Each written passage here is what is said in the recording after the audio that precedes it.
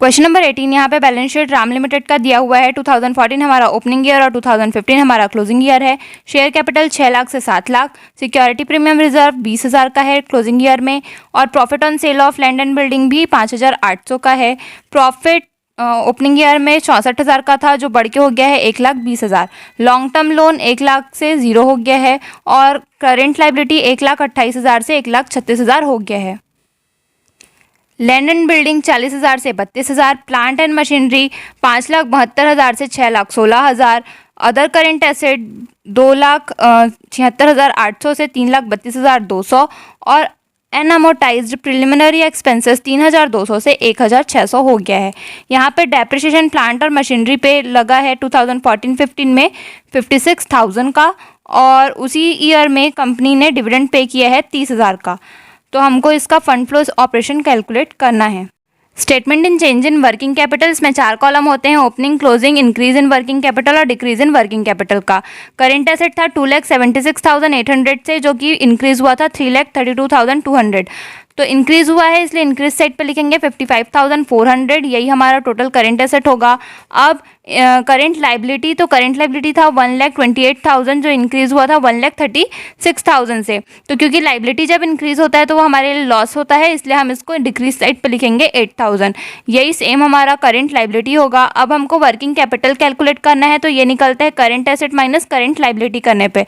तो 2,76,800 में से 1,28,000 माइनस करने पे आ जाएगा 1,48,800, और 3,32,200 में से 1,36,000 माइनस करने पे आ जाएगा 1,96,200। उसके बाद यहाँ पे टोटल था 55,400 का, तो उसको लिखेंगे, और इधर का टोटल हमारा 8,000 होगा। अब अपन का क्योंकि यहाँ पे इंक्रीज हुआ है तो 1,96,200 में से अपन माइनस करेंगे 1,48,800, तो आ जाएगा 47,400 जो हमारा इंक्रीज इन वर्किंग कैपिटल होगा।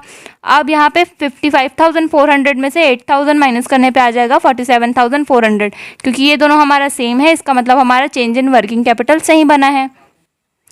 एडजस्टेड पीएल अकाउंट, यहाँ पे हमारा करेंट ईयर का प्रॉफिट था 56,000, डिविडेंड था 30,000, डेप्रिसिएशन था 56,000, और फिक्टिशियस एसेट रिटर्न ऑफ था 16,000 का। इसका अपन टोटल करेंगे तो आ जाएगा 1,43,600, क्योंकि क्रेडिट साइड पे लिखने के लिए कुछ भी नहीं था, तो यही हमारा फंड फ्रॉम ऑपरेशन होगा 1,43,600। अपन प्लांट एंड मशीनरी अकाउंट बनाएंगे तो इसका ओपनिंग बैलेंस था 5,72,000 का, और क्लोजिंग बैलेंस था 6,16,000 का।